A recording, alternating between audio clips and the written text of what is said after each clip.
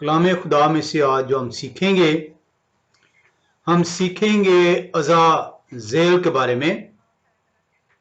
अज़ाज़ेल जो है इसके भेद को हम जानेंगे। शायद बहुत सारे लोगों के लिए अज़ाज़ेल जो नाम है वो एक अनजाना उनके लिए जो है ये नाम जो उनसे है उनके कानों को लग रहा हो। हम जो उनसे अज़ाज़ेल को आज देखेंगे, इसके भेद को कि क्या अज़ाज़ेल शैतान को जो उनसे रिप्रेजेंट करता है या अज़ाज़ेल मसाया को जो उनसे रिप्रेजेंट करता है। तो ये दो सवाल जो उनसे बुनियादी जो सवाल हैं कि अज़ाज़ेल कौन है, क्या ये मिसले मसाया है कि हाँ ये मिसले शैतान है। डज ही रिप्रेजेंट मसाया और डज ही रिप्रेजेंट सेटन। हमने जो उनसे कलाम खुदा के अंदर से इसको जानना है। मुख्तलिफ लोग जो राय रखते हैं, जो मेजॉरिटी ऑफ पीपल है, जो मेजॉरिटी मानने वाली है, वो ये ईमान रखती है कि अज़ाज़ेल जो है वो मसाया को रिप्रेजेंट करता है। बहुत कम लोगों का ये बिलीव है कि अज़ाज़ेल शैतान को जो उनसे रिप्रेजेंट करता है। हम दोनों के व्यू पॉइंट्स को देखेंगे।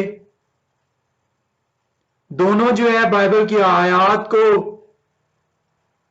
कोट करते हुए अपने मौक़िफ़ को बयान करते हैं।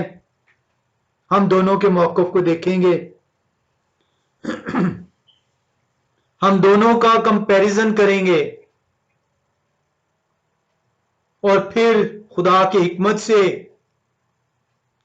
उस नतीजे तक पहुंचेंगे जो खुदा अपनी हिकमत हमारे अंदर डालना चाहते हैं कि अज़ाज़ेल कौन है। आए हम अज़ाज़ेल को देखने के लिए कि अज़ाज़ेल का जिक्र कहां पर है, कलाम खुदा में किस जगह पे बयान किया गया है। हम इसके लिए अहबार की किताब 16वें बाब में चलेंगे और उसकी 7 से 10 आयत का मुतालिया करेंगे। अहबार की किताब 16वां बाब 7 से 10 आयत कलाम खुदा में यूं बयान करती हैं। फिर उन दोनों बकरों को लेकर उनको खैमा या इज्तिमा के दरवाजा पर यहोवा के हुजूर खड़ा करें और आहरून उन दोनों बकरों पर चिट्ठियां डालें, एक चिट्ठी यहोवा के लिए और दूसरी अज़ाज़ेल के लिए हो। और जिस बकरे पर यहोवा के नाम की चिट्ठी निकले उसे आहरून लेकर खता की कुर्बानी के लिए चढ़ाएं, लेकिन जिस बकरे पर अज़ाज़ेल के नाम की चिट्ठी निकले वो यहोवा के हुजूर जिंदा खड़ा किया जाए ताकि उससे कफारा दिया जाए और वो अज़ाज़ेल के लिए बयाबान में छोड़ दिया जाए। कलाम खुदा के अंदर आपने बार 16 बाब 7 से 10 आयत को सुना।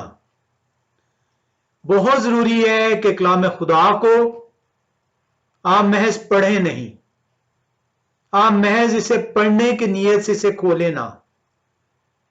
ये कलाम खुदा जब आप इसे अपने मुंह से इकरार करते हैं कि ये खुदा का कलाम है, तो खुदा जिंदों का खुदा है। तो जिंदे जो उनसे होते हैं वो आपसे बातें करते हैं। तो खुदा का कलाम आपसे बात करता है। आप जब भी कलाम को खोलें तो खुदा के कलाम को अपने साथ बात करने की मौका दें। उसे महज पढ़ के उसे बंद करके ताक में ना रखें, क्योंकि अगर आपने पढ़ लिया तो आप उसे सुन नहीं पाएंगे, और जब आपने सुना नहीं तो समझ नहीं पाएंगे, और समझा नहीं तो आप में ईमान पैदा नहीं होगा, और ईमान ना हुआ तो आप अमल नहीं करने वाले ठहरेंगे। और यही वो रीजन है कि आज तक आप कलाम को खोलते चले आए, उसको पढ़ते चले आए और उसको सीख ना पाए। कलाम को जब आप खोलें तो कलाम को बात करने दें अपने से, सुने कलाम आपसे क्या कह रहा है। और अगर ये आपका ईमान है कि जिंदा खुदा का कलाम है, तो जिंदा शख्स बात करता है, और जिंदा शख्स सुनता है, और जिंदा शख्स समझता है, और जिंदा शख्स ईमान रखता है और अमल पैरा होता है।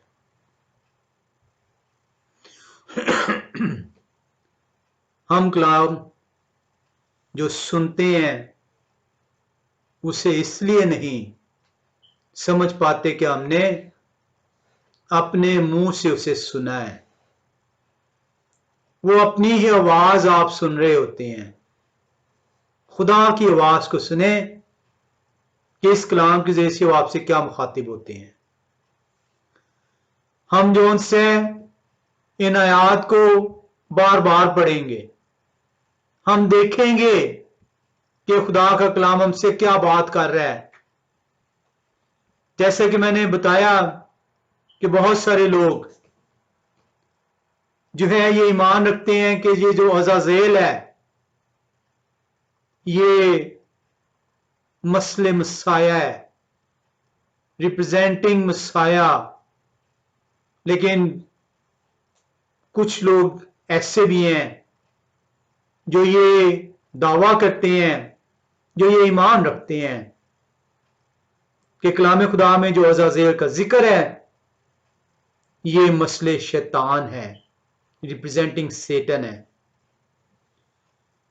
जब आप एबार की किताब 16वें आयत को पढ़ते हैं, 16वें बाब को खोलते हैं और उसकी 7वीं आयत को देखते हैं, तो 7वीं आयत को जब आप देखते हैं तो वहां पे आपको 2 बकरों का जिक्र मिल रहा है। आए हम फिर से 7वीं आयत को देखते हैं।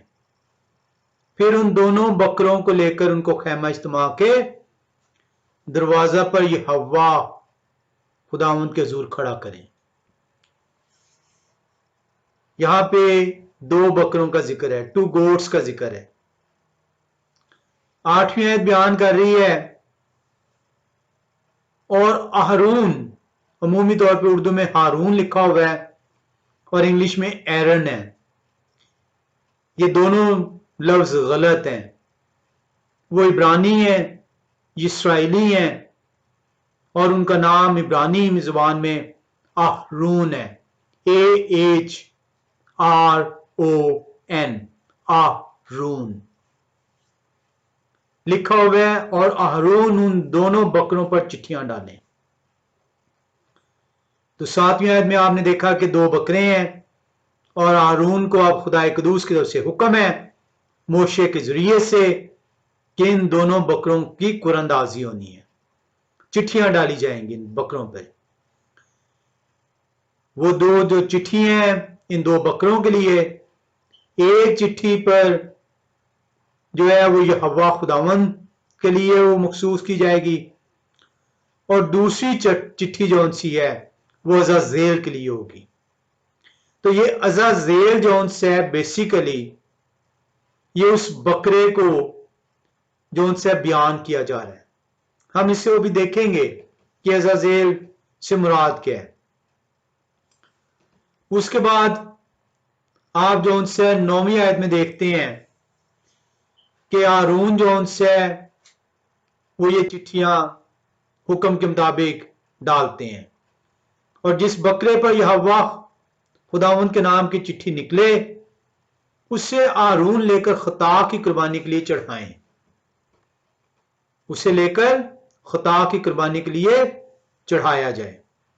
वो बकरा जो यहोवा खुदावंद के नाम की चिट्ठी जिस पर निकली है। 10वीं आयत बयान करती है, लेकिन जिस बकरे पर अज़ाज़ेल के नाम की चिट्ठी निकले वो ये हव्वा खुदावंद के हुजूर जिंदा खड़ा किया जाए। अब ये दोनों जो से हैं कुर्बानी के हैं जानवर, एक को जो यहोवा खुदावंद के नाम की चिट्ठी निकली है उसको कुर्बानी के लिए कह दिया गया है, उसको कुर्बान किया जा रहा है। और दूसरा बकरा जिसके नाम पर अज़ाज़ेल की चिट्ठी निकली है उससे हारून जो है क्या करेंगे, यहोवा खुदावंद के हुजूर जिंदा खड़ा करेंगे ताकि उससे कफारा लिया जाए। वो कफारे के लिए है, वो तफरीक के लिए नहीं है। और वो अज़ाज़ेल के लिए बयाबान में छोड़ दिया जाए, लेकिन उसे स्लॉटर नहीं किया जा रहा, कुर्बान नहीं किया जा रहा, कफारे का बकरा है, अज़ाज़ेल के नाम की चिट्ठी निकली है और उससे जो है बयाबान में छोड़ा जाना है। ऐसा क्यों? हम इस अज़ाज़ेल कौन है टॉपिक में तफसील से इसको सीखेंगे। आए हम देखें कि अज़ाज़ेल जो ये लफ्ज आया है इब्रानी जुबान का, इसके माने क्या हैं। अज़ाज़ेल इब्रानी जुबान की स्ट्रॉन्ग कंकॉर्डेंस 5799 है। अगर आप इब्रानी डिक्शनरी में जाएं और H5799 डालें तो यहां पे आपको अज़ाज़ेल लफ्ज निकलेगा। अब 5799, अब अज़ाज़ेल जो है जब आप इसको देखते हैं डिक्शनरी के अंदर तो आपको ये डिक्शनरी बताती है कि ये अज़ाज़ेल दो लफ्जों से मिलकर बना है। एक लफ्ज जो है उसकी स्ट्रॉन्ग कंकॉर्डेंस 5795 है और दूसरा जो लफ्ज जिससे मिलकर बना है उसकी स्ट्रॉन्ग कंकॉर्डेंस H235 है। अज़ाज़ेल के माने जो बयान किए गए हैं, ये बयान किए गए हैं वो बकरा जिसको छोड़ा जाना है, गोट ऑफ डिपार्चर। अब ये अज़ाज़ेल जो है ये पूरे कलाम खुदा में पैदाइश से लेकर मुकाशफे तक ये महज 4 मरतबा इसका जिक्र है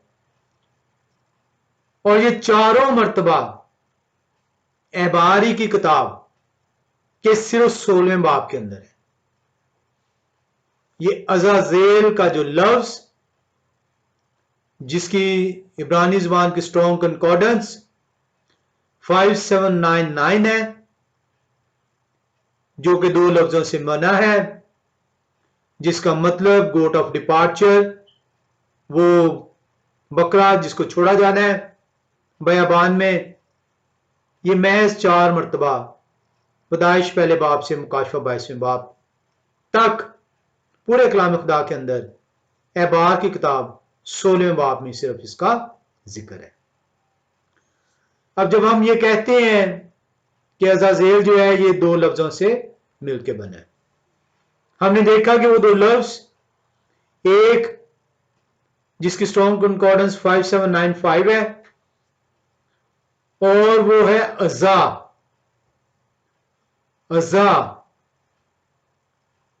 और ये इसका मतलब है बकरी, शी गोट, यानी बकरा जो है ये मोनस शी गोट है ये। लेकिन जब आप इसको प्लूरल फॉर्म में लेते हैं तो ये मैस्कुलिन में आता है। जो दूसरा इसका लफ्ज है वो अज़ाल है। अज़ा और अज़ाल इन दोनों लफ्जों से मिलकर अज़ाज़ेल बना है। अज़ाल का मतलब है to go away, to disappear, जिसको निकाल दिया जाना, छोड़ा जाना, to go and fro, go to and फ्रो।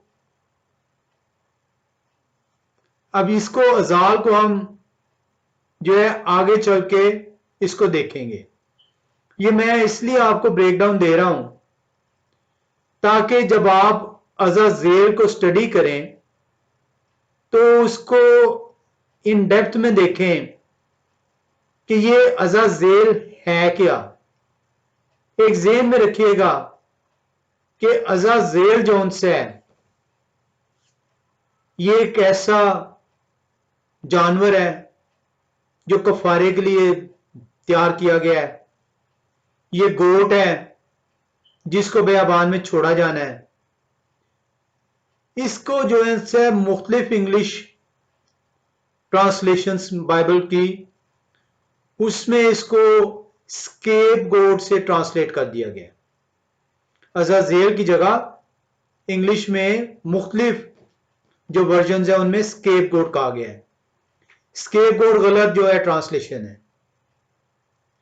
मैं यहां पे वर्जन्स का जिक्र नहीं करूंगा कि किस वर्जन में इंग्लिश की अज़ाज़ेल ही रहने दिया गया है और कौन से वर्जन्स में स्केप गोट कहा गया है। स्केप गोट गलत ट्रांसलेशन है, क्योंकि जब आप अज़ाज़ेल को उसके मानों में देखेंगे तभी आपको उसका समझ आएगा। स्केप गोट जो है आपको किसी भी सूरत उसके स्पिरिचुअल मीनिंग्स में नहीं लेके जाएगी। एक और इंटरेस्टिंग चीज, ना ही तो ये लफ्ज अज़ाज़ेल ये प्रॉपर नाउन है जिसका मतलब है कि ये नाम नहीं है। तो वो लोग जो कि इस गलतफहमी का शिकार है कि उस बकरे का नाम अज़ाज़ेल रखा गया है, वो नाम नहीं है। अज़ाज़ेल का मतलब है वो बकरा जिसे बयाबान में छोड़ा जाएगा। Azazel is neither a proper noun और अ नेम। अभी तक हम जो उनसे वो ये सीख पाए हैं कि दो बकरे हारून कायन को कहे गए हैं, उनके लिए चिट्ठी डाली जानी है। एक चिट्ठी यहोवा खुदावंद के नाम की और एक चिट्ठी अज़ाज़ेल के नाम की। जो यहोवा के नाम की होगी उस बकरे को लेकर हारून जो है वो कुर्बानी उसकी करेंगे, कफारा दिया जाएगा। दूसरा बकरा भी कफारे का बकरा है, लेकिन उसे जिंदा जो उनसे रखा जाएगा, स्लॉटर नहीं किया जाएगा और उसको बयाबान में छोड़ा जाएगा। हमने ये सीखा अभी तक कि अज़ाज़ेल इब्रानी ज़ुबान का लफ्ज 5799 जिसकी स्ट्रॉन्ग कंकॉर्डेंस है, दो इब्रानी ज़ुबान के लफ्जों से बना है और अज़ाज़ेल ना ही नाम है ना प्रॉपर नाउन है, बल्कि ये एक ऐसा बकरा है, क्लीन एनिमल है जिसको बयाबान में छोड़ा जाता है। आए हम एहबार की किताब 16वें बाब में फिर से चलते हैं और उसकी 10वीं आयत को देखते हैं। मैंने जैसा कि जिक्र किया कि ये अज़ाज़ेल जो है 4 मरतबा 16वें बाब के अंदर ही एहबार की किताब में आया है। उसकी 8वीं आयत में, 10वीं आयत में 2 मरतबा और 26वीं आयत में 1 मरतबा। तो अज़ाज़ेल जो है महज कलाम खुदा के अंदर एहबार की किताब 16वें बाब में जिक्र है, 4 मरतबा जो है टोटल जिक्र है। पहली मरतबा 8वीं आयत में, दूसरी और तीसरी मरतबा 10वीं आयत में और चौथी और आखिरी मरतबा 16वें बाब की 26वीं आयत में। जब हम एहबार की किताब 16वें बाब की 10वीं आयत को देखते हैं तो हमें कलाम खुदा यूं बयान करता है, लिखे लेकिन जिस बकरे पर अज़ाज़ेल के नाम की चिट्ठी निकले वो यहोवा खुदावंद के हुजूर जिंदा खड़ा किया जाए ताकि उससे कफारा दिया जाए और वो अज़ाज़ेल के लिए बयाबान में छोड़ दिया जाए। आए हम देखते हैं कि इससे मुराद क्या है। हम इसको सीखने के लिए कि वो जो छोड़ा जाएगा वो किस तरीके से छोड़ा जाएगा, क्या उसका मैकेनिज्म है, हम इसकी 21वीं और 22वीं आयत में आएंगे। हम 21वीं और 22वीं आयत में जब जाते हैं तो वहां पे हमें सीखने को मिलता है, और हारून अपने दोनों हाथ उस जिंदा बकरे के सर पर रखकर 10वीं आयत में पढ़ा है कि जिसके नाम की चिट्ठी निकलेगी उसको कुर्बान नहीं किया जाना, स्लॉटर नहीं होना, खून नहीं बहेगा, कफारे का बकरा है और उसको बेबान में छोड़ा जाना है। अब छोड़े जाने का तरीकेकार क्या है? आपको 21वीं आयत बयान कर रही है कि हारून जो है वो काहिन है और हारून अपने दोनों हाथ उस जिंदा बकरे के सर पर रखकर उसके ऊपर बनी इस्राइल की सब बदकारियों और उनके सब गुनाहों और खुताओं का इकरार करें और उनको उस बकरे के सर पर धरकर उसे किसी शख्स के हाथ जो इस काम के लिए तैयार हो बयाबान में भिजवा दें।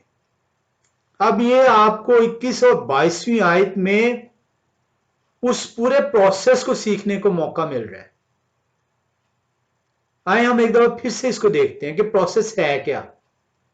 हारून काइन अपने दोनों हाथ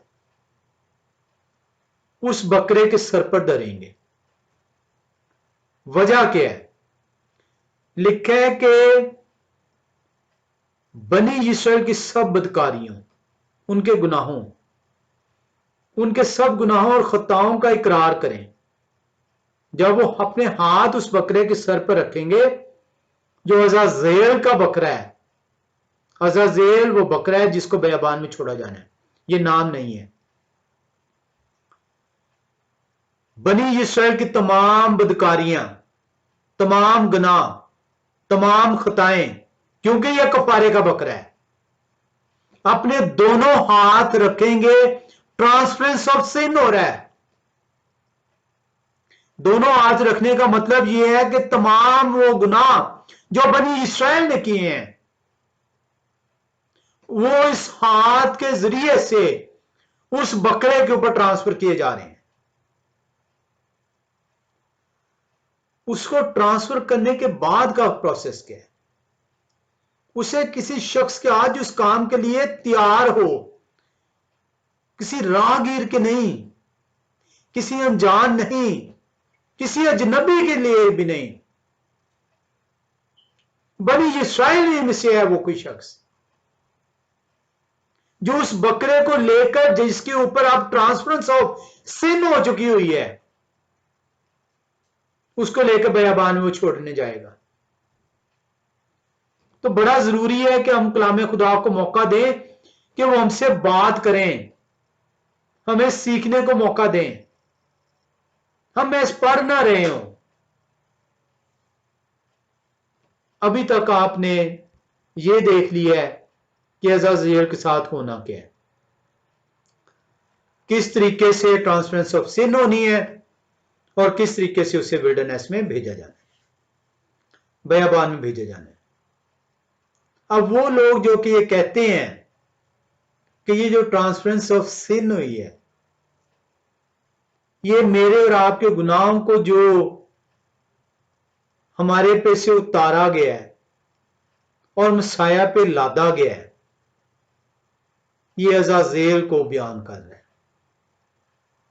तो आए हम कलाम खुदा से सीखें कि मेरे और आपके गुनाह और तमाम जहां के गुनाह जिस बरे पर लादे गए हैं, जो खुदा का बरा है, जो कफारा देने को है, कलाम खुदा क्या सिखाता है? वो लोग जो ये कहते हैं कि मसाया अज़ाज़ेल जो है, अज़ाज़ेल मसाया को बयान कर रहा है, आए हम उसको सीखते हैं। जैसे मैंने अर्ज किया कि हम दोनों मौक़िफ़ को जानेंगे। हम यशायाह नबी की किताब 53वें बाब में चलेंगे। यशायाह नबी की किताब 53वां बाब, और हम जो उनसे चौथी आयत देखेंगे, 5वीं फिलहाल हम इसे अभी स्किप करेंगे या आगे बाद में हम इसको देखेंगे। चौथी आयत देखेंगे और छठी आयत पहले देखेंगे। यशायाह नबी की किताब 53वां बाब लिखा है, हालांकि तो भी उन्होंने हमारी मशक्कतें उठा ली और हमारे गमों को बर्दाश्त किया, पर हमने उन्हें खुदा का मारा, कूटा और सताया हुआ समझा। छठी आयत बयान करती है, हम सब भेड़ों की मानिंद भटक गए, हम में से हर एक अपनी राह को फिरा, पर यह हव्वा ने हम सब की बदकिरदारी उन पर लाद दी। अब यहां पे जब आप चौथी आयत को देखते हैं तो कलाम खुदा आपसे बयान कर रहा है कि he has borne our sickness and carried our pains. हमारे तमाम गुनाह, तमाम खताएं, तमाम गलाजतें उन्होंने अपने ऊपर ले ली। तमाम दुख, तमाम दर्द उन्होंने अपने ऊपर लाद लिए हैं। यशायाह नबी की किताब 53वें बाब की चौथी आयत बयान कर रही है। लेकिन हम जो उनसे है, हम ये समझते हैं कि खुदा ने उनको छोड़ दिया है, खुदा ने उनको रद्द कर दिया है, हमने उन्हें मारा कूटा हुआ समझा। आइए छठी आयत को देखते हैं। लिखा है, हम सब भेड़ों की मानिंद भटक गए, हम में से हर एक अपनी राह को फिरा, पर यह हव्वा खुदावन ने हम सब की बदकिरदारी उन पर लाद दी। तो वो लोग जो ये कहते हैं कि ये जो गुनाहों की ट्रांसफरेंस है, जो आपने देखा है 16वें बाब की 20वीं आयत और 21वीं आयत बयान करती है कि हारून अपने दोनों हाथ उस बरे के सिर पे, जो अजाजेल के नाम की चिट्ठी जिस पे लिखी है, वो धरते हैं और बनी इस्राएल के तमाम गुनाह, खताएं जो उनसी हैं ट्रांसफर कर रहे हैं। तो वो लोग जो ये कहते हैं कि अजाजेल जो है वो मसाया को बयान करते हैं, हमारा ईमान है कि हमारी खताएं मसाया पे ट्रांसफर हुई हैं, हमारे तमाम गुनाह मसाया पे ट्रांसफर किए गए हैं, तभी जो उनसे हम अपने गुनाहों से माफ हुए हैं। अगर मेरे गुनाह मेरे अंदर ही रहे हैं, अगर आपके गुनाह आपके अंदर ही रहे हैं और वो मसाया पे ट्रांसफर नहीं हुए, तो मेरा और आपका कफारा ही नहीं हुआ। और अगर कफारा नहीं हुआ तो हमें हमारे गुनाह की जो सजा है वो मिलनी है, जो कि अब्दी मौत है। और मेरा और आपका बैठना यहां पे बेफायदा है, क्योंकि हम तो जो उनसे हमेशा की जिंदगी के दावेदार हैं। आए हम एक और हवाले में चलते हैं। ज़बूर की किताब ज़बूर 103 उसकी 12वीं आयत, सॉरी यशायाह 53वें बाब की 12वीं आयत को भी देखते हैं। 53वें बाब की 12वीं आयत जो उनसे बयान करती है, इसलिए मैं उन्हें बुजुर्गों के साथ हिस्सा दूंगा। जब ये गुनाहों की ट्रांसफरेंस हो गई है मसाया पे, तो मसाया का रिवॉर्ड क्या है? लिखा है यशायाह 53वां बाब 12वीं आयत, इसलिए मैं उन्हें बुजुर्गों के साथ हिस्सा दूंगा और वो लूट का माल जोरावरों के साथ बांट लेंगे, क्योंकि उन्होंने अपनी जान मौत के लिए उंडेल दी और वो खताकारों के साथ शुमार किए गए, तो भी उन्होंने बहुतों के गुनाह उठा लिए और खताकारों की शफायत की। तो कलाम खुदा बयान कर रहा है कि मेरे और आपके तमाम गुनाह मेरे और आपके निजात दहिंदा पर लाद दिए गए और उन्होंने अपनी जान मौत के लिए उंडेल दी। ज़बूर 103:12 आयत में देखते हैं। ज़बूर 103:12 आयत में जब आप जाते हैं तो कलाम खुदा क्या बयान करता है? लिखा है, जैसे पूरब पश्चिम से दूर है, वैसे ही उन्होंने हमारी खताएं हमसे दूर कर दी। जब वो लाद दिए गए गुनाह ट्रांसफरेंस ऑफ सिन हो गए, अपनी जान उन्होंने हमारी खताओं के लिए उंडेल दी, मौत को गवारा किया, तो मेरे और आपके गुनाह ऐसे दूर कर दिए गए जैसे पूरब पश्चिम से दूर है, जैसे as far as east is from west. तो आयत तो जौन से आपको बयान कर रही है कि अज़ाज़ेल के ऊपर हाथ रखे गए हैं, खताएं जो उनसे ट्रांसफर की गई हैं, गुनाह ट्रांसफर किए गए हैं और उन्हें जो उनसे बयाबान में छोड़ दिया गया, आपसे दूर छोड़ दिया गया। तो आयात जो उनसी हैं वो गलत नहीं है। जो लोग ये बयान करते हैं कि अज़ाज़ेल मुसाया को रिप्रेजेंट करते हैं। हम एक और हवाले में आते हैं, यशायाह नबी की किताब 38वें बाब की 17वीं आयत। यशायाह नबी की किताब 38वां बाब और 17वीं आयत। कलाम खुदा बयान करते हैं, देख मेरा सख्त रंज राहत से तब्दील हुआ और मेरी जान पर मेहरबान होकर आपने उन्हें नेस्ती के घड़े से रिहाई दी, क्योंकि आपने मेरे सब गुनाहों को अपनी पीठ के पीछे फेंक दिया। तो आपने जो ये हवाले देखे हैं, आपने देखे कि how the transference of sin is taking place and who is the one who is taking that, carrying that sin and is taking away from us as far as east from the west. हम एक हवाले में आएंगे, दूसरा ग्रंथियों 5वां बाब 21वीं आयत। कलाम खुदा में यूं सिखाता है, जो गुनाह से वाकिफ ना थे, मसाया की बाबत है, जो गुनाह से वाकिफ ना थे उन्हीं को उन्होंने हमारे वास्ते गुनाह ठहराया ताकि हम उनमें होकर खुदा की रास्तबाजी हो जाए। ये क्यों हुआ है? Why the transference of sin has taken place? आपने ये भी जान लिया कि ट्रांसफरेंस ऑफ सिन हुई है।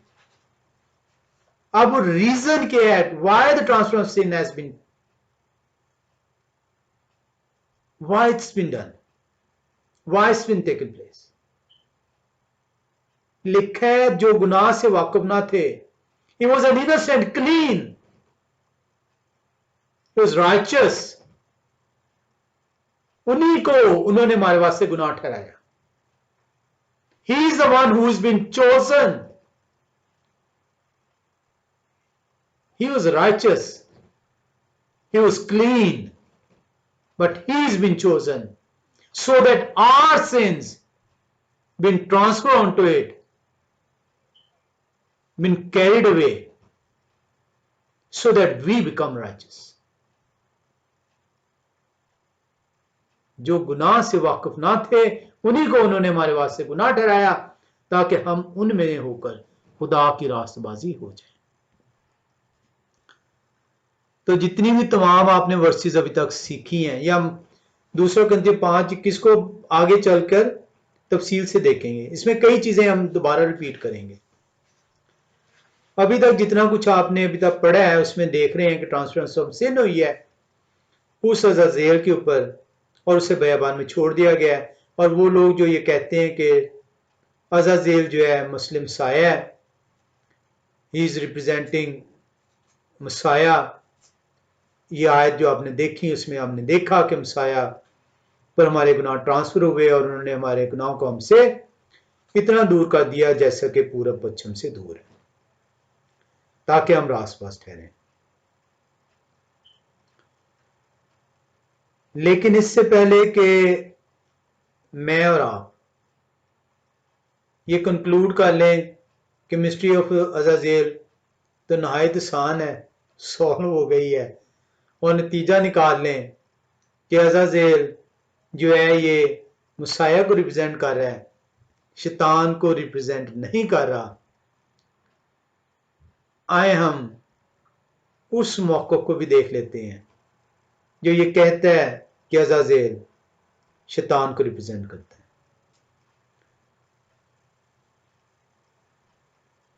ये जो रिचुअल है, ये जो रस्म है, ये कफारा अदा करने की, आपने देखा है इसको। जब आप इसको क्लोजली ऑब्जर्व करते हैं जज्बात में आते हुए नहीं, कलाम खुदा को मौका देते हैं आपसे बयान करें। तो आप इस रस्म को जो अज़ाज़ेल के लिए अदा की जा रही है, जिस पर दोनों हाथ रखे जा रहे हैं, जिस पर गुनाह ट्रांसफर हो रहे हैं और उसको एक चुने हुए शख्स के जरिए से बयाबान में भेज दिया जा रहा है, गुनाह को आपसे इतना दूर कर दिया जा रहा है जितना पूर्व पश्चिम से दूर है। कफारे का वो जो है बकरा है, लेकिन कफारा बगैर गुनाह खून बहाए तो होता ही नहीं। उस गोड़ का, उस बकरे का तो खून बहाया ही नहीं गया। और कलाम खुदा बयान करता है कि बगैर खून बहाए माफी नहीं है। तो फिर आपकी माफी कैसे हो गई? फिर ये बकरा मसाया को रिप्रेजेंट कैसे कर रहा है? क्योंकि उसको तो जिंदा भेज दिया गया, उसका खून बहाया ही नहीं गया।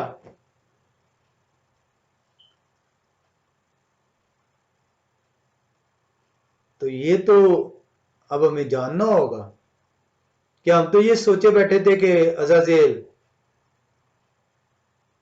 मसाया को रिप्रेजेंट कर रहा है, लेकिन अगर मसाया को वो रिप्रेजेंट कर रहा है और वो कफारे का बकरा है और गुनाह उस पर ट्रांसफर हुए हैं और गुनाहों को हमसे दूर कर दिया गया है, तो गुनाहों की माफी जो उनसे खून बहाए बगैर तो मुमकिन ही नहीं है, कलाम बयान करता है।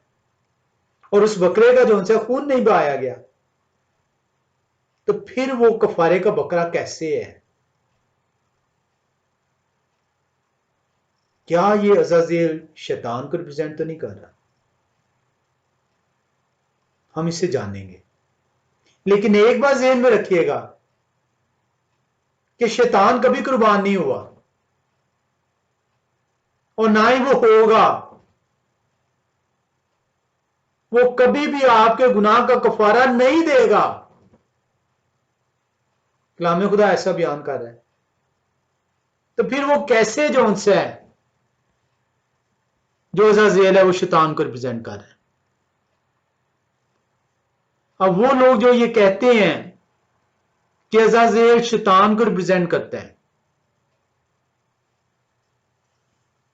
इसका मतलब हरगिज ये नहीं है कि वो ये ईमान रखते हैं कि अज़ाज़ेल जो है वो कफारा अदा कर रहा है, शैतान जो उनसे वो कफारा अदा कर रहा है। आए हम एक दफा फिर से जो उनसे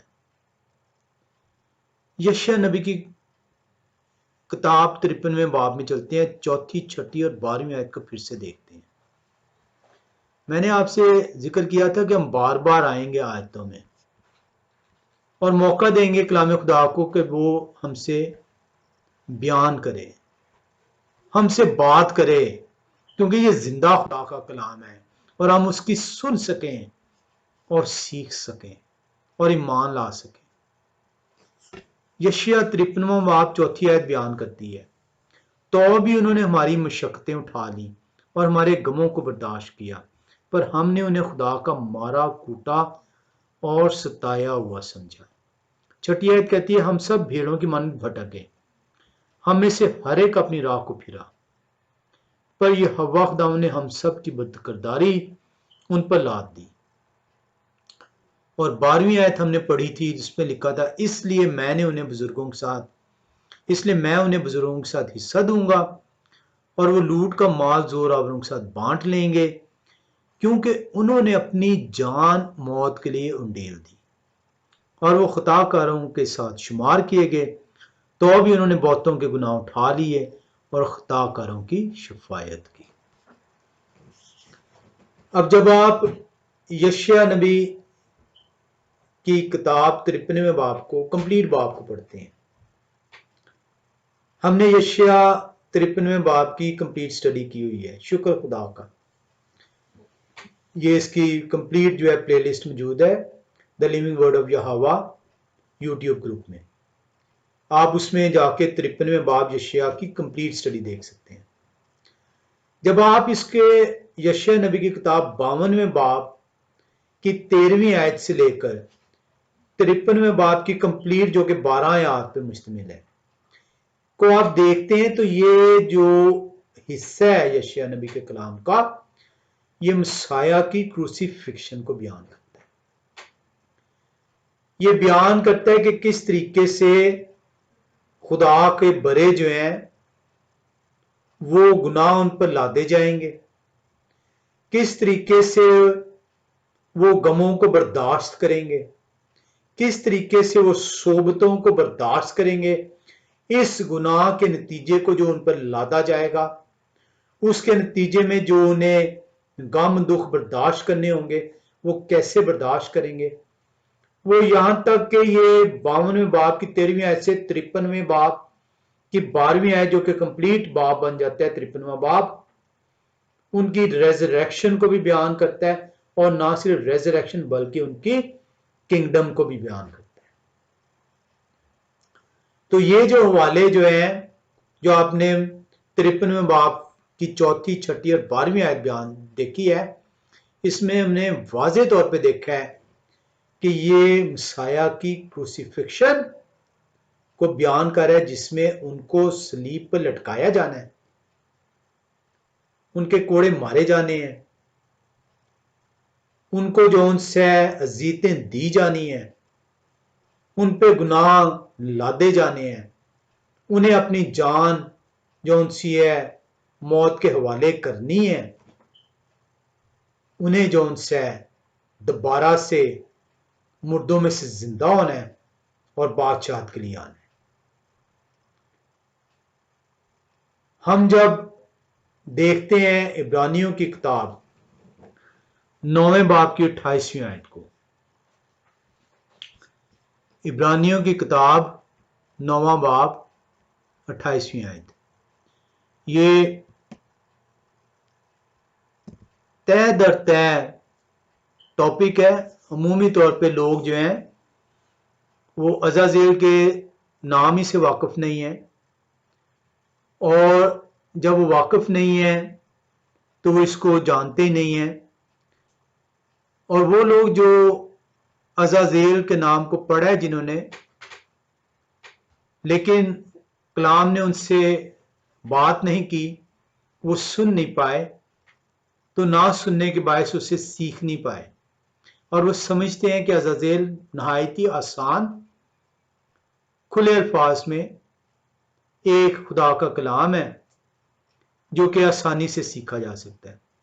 अब आप देख रहे हैं कि वो लोग जो कि ये कहते हैं कि अज़ाज़ेल मसाया को रिप्रेजेंट करते हैं, आप देख रहे हैं कि उसका मसाया की तो क्रूसिफिक्शन बयान है, मसाया का खून बहाना बयान है, मसाया का अपनी जान मौत के लिए उंडेलना बयान है, मसाया का मुर्दों में से जिंदा होना बयान है, मसाया का बादशाहत का बयान है, लेकिन अज़ाज़ेल जो है उसका खून नहीं बहाया जा रहा, गुनाह लादे जा रहे हैं, कफारे का वो बकरा है, लेकिन उसे बेयाबान में छोड़ दिया जा रहा है।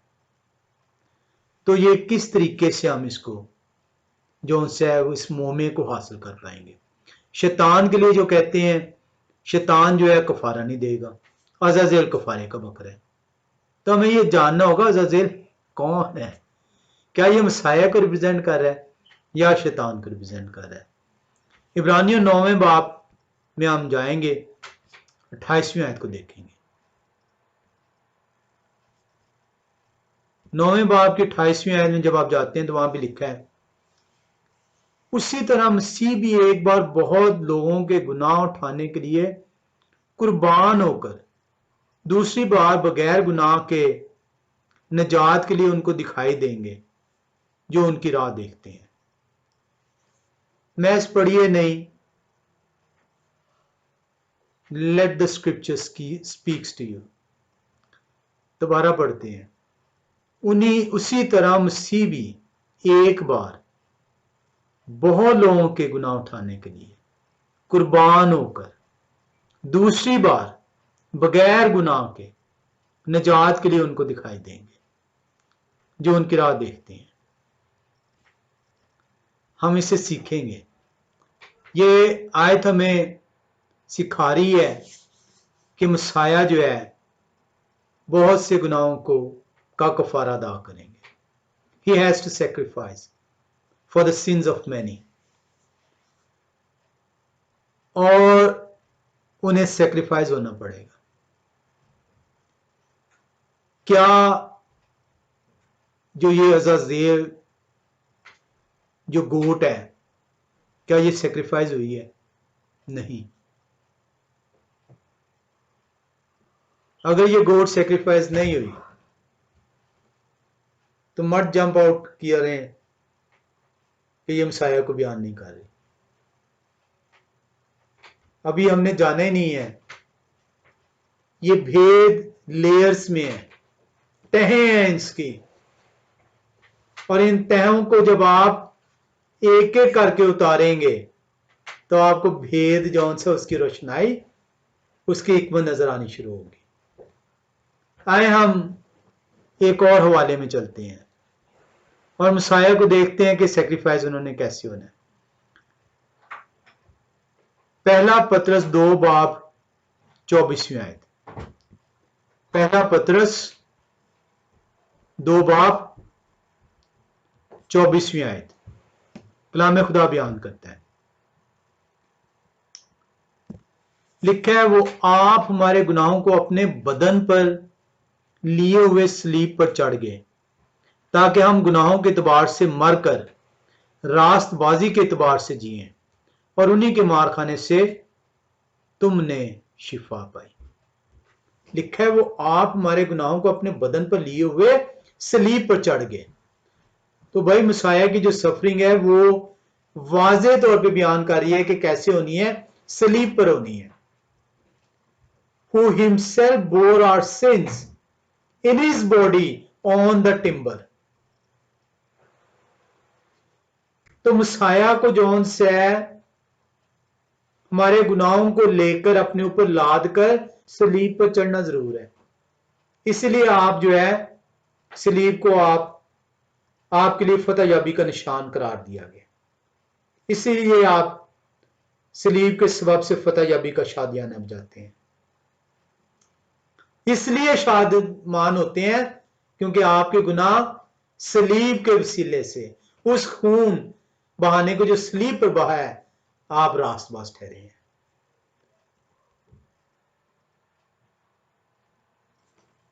जब आप एबार 16 बाब को देखते हैं तो कफारे का तो जिक्र है लेकिन खून नहीं बहा जा रहा उसका, अज़ाज़ेल का, और कफारे का जिक्र है लेकिन शैतान कफारा नहीं देता। तो अज़ाज़ेल कौन है, इसको हमने सीखना है। हमें यह इल्म है, सबका ईमान है कि शैतान जो उनसे है वो मैनिपुलेटर है, डिसीवर है, लायर है। और ये ईमान क्यों है? क्यों हम कहते हैं कि वो मैनिपुलेटर है? क्यों हम कहते हैं वो डिसीवर है? क्यों हम कहते हैं वो लायर है? हम इसको आगे चल के देखते हैं। आए एक बार फिर से हम जो उनसे एबार 16 बाब में चलते हैं। ये वीडियो जो उनसी है वो लंबी हो रही है और अभी तो शायद हम इसके 25% भी आए हैं या 30% भी आए हैं। मेरा ख्याल था कि शायद हम इसका आज 50 to 60% कवर कर लेंगे, लेकिन अभी तो हम सिर्फ इसके 25 to 25 to 30% पे आए हैं। हम एक दफा फिर से एबार 16 बाब में आते हैं। एबार 16 बाब में जाकर हम 10वीं आयत और 20 से 22वीं आयत को दोबारा देखेंगे जिसमें अज़ाज़ेल का जिक्र है। 10वीं आयत बयान करती है, लेकिन जिस बकरे पर अज़ाज़ेल के नाम की चिट्ठी निकले वो यहोवा खुदावंद के हुज़ूर जिंदा खड़ा किया जाए ताकि उससे कफारा दिया जाए और वो अज़ाज़ेल के लिए बयाबान में छोड़ दिया जाए। और 20 से 22वीं आयत बयान करती है कि वो कैसे छोड़ा जाएगा। लिखा है, और जब वो पाकतीन मकाम और खैमा इज्तिमा और मज़बा के लिए कफारा दे चुके, हारून कान के मुतलिक है, और जब वो पाकतीन मकाम और खैमा इज्तिमा और मज़बा के लिए कफारा दे चुके तो उस जिंदा बकरे को आगे लाएं। यानी अज़ाज़ेल को आगे लाएं। अब वो क्या कर चुके हैं, वो पाक तरीन मकाम, खैमा इज्तिमा और मज़बा के लिए कफारा हो चुका है। 20वीं आयत बयान कर रही है। बार बार कहूंगा, जब भी आप कलाम खुदा को खोलें, let the scripture speaks to you. खुद आप रीड आउट करेंगे तो आपको समझ नहीं आएगी, क्योंकि आप सुन ही नहीं पा रहे। Let the scripture reads for you, let the scripture speaks to you.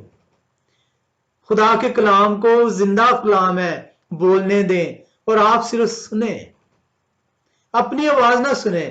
अपनी आवाज सुनेंगे सीख नहीं पाएंगे। 20वीं आयत को फिर से एक दफा हम देखते हैं।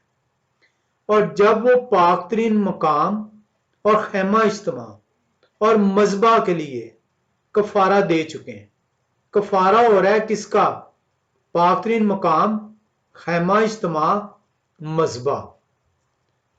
तो उस जिंदा बकरे को आगे लाएं। उसके बाद, कफारे के बाद, वो जो एक बकरा जिसके यहोवा के नाम का था, उसे कुर्बान करके कफारा अदा किया गया। उस कफारे के बाद जो उनसे कफारा किसका अदा किया गया? उस पाक तरीन मकाम का, खैमा इज्तिमा का और मज़बा का। उसके बाद उस जिंदा बकरे को आगे लाया जाना है। 21वीं आयत बयान फिर करती है, और हारून अपने दोनों हाथ उस जिंदा बकरे के सर पर रखकर उसके ऊपर बनी इस्राएल की सब बदकारियों और उनके सब गुनाहों और खताओं का इकरार करें, और उनको उस बकरे के सर पर धरकर उसे किसी शख्स के हाथ जो इस काम के लिए तैयार हो बेयाबान में भिजवा दें, और वो बकरा उनकी सब बदकारियां, किनकी सब बदकारियां? बनी इस्राएल की बदकारियां लादी गई। 20वीं आयत में आप देख रहे हैं कि कफारा जो अदा किया गया, किसका किया गया? पाक तरीन मकाम का अदा किया गया, खैमा इज्तिमा का अदा किया गया और मज़बा का अदा किया गया। बनी इस्राएल का जिक्र नहीं है। और 21वीं आयत बयान कर रही है कि अब बनी इस्राएल के गुनाह खुताएं जो उनसी हैं उस बकरे पे लादी जानी है, उसे उस शख्स के हवाले किया जाना है जो इसके लिए तैयार किया गया है। और 22वीं आयत बयान कर रही है, और वो बकरा उनकी सब बदकारियां अपने ऊपर लादे हुए किसी वीराना में ले जाएगा, सो वो उस बकरे को बयाबान में छोड़ दें। Transference of sin has been taken place, and let the Azazel be carried away by a person, a chosen person, a designated person, a fit man to be carried into the wilderness and leave it.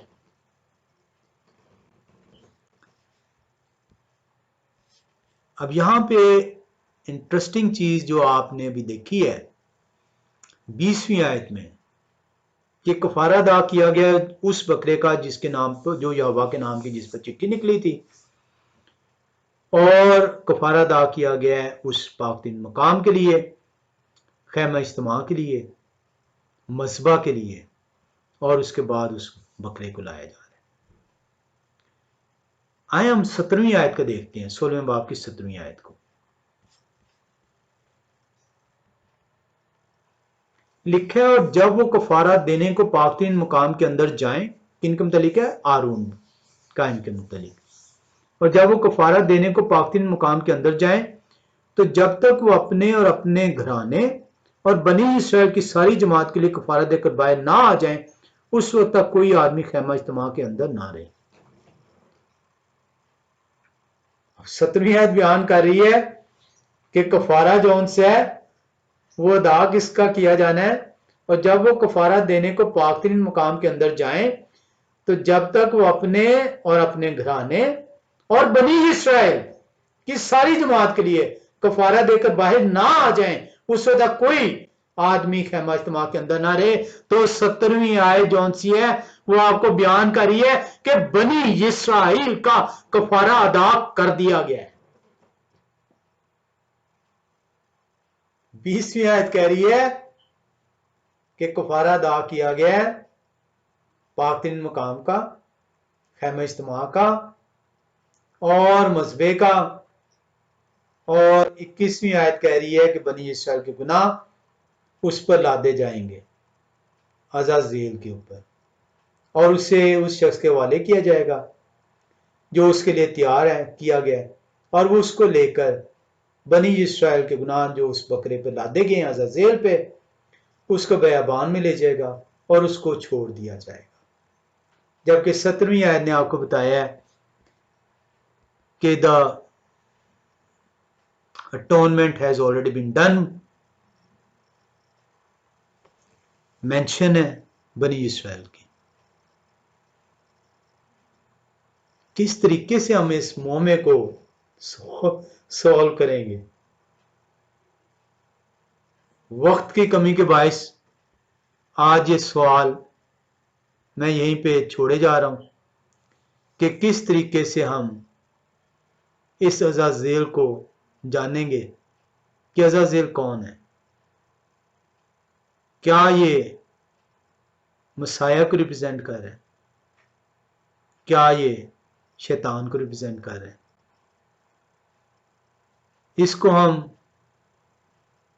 एक दफा फिर से खुदा के कलाम को खोलेंगे और बात करने का मौका देंगे, क्योंकि वो जिंदा खुदा का कलाम है, ताकि वो हमसे बात करे, हम उसकी सुने, सीखें, समझें और अमल करने वाले ठहरे। खुदा आप सबको बरकत दे। आमीन।